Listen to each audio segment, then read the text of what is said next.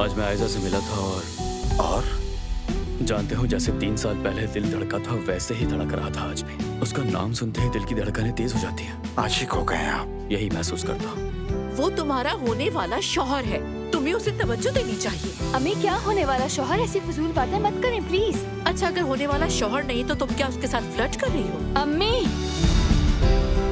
तो अब बताओ कैसा है मेरा हैंडसम शेफ? वो बिल्कुल एक शहजादी की तरह है। ऐसा ही है वो। वही तो मेरा सफेद घोड़े वाला शहजादा है। बेटी कहीं तुम्हारा भी इश्क विश्क से तो कोई ताल्लुक नहीं है ना? नहीं नहीं ऐसी कोई बात नहीं है, मैं बिल्कुल सच कह रही हूँ। ये तुम किस तरह काम करते हो मेहमत? मैं समझा नहीं। देखो इसे, देखो समझ में आती है या नहीं?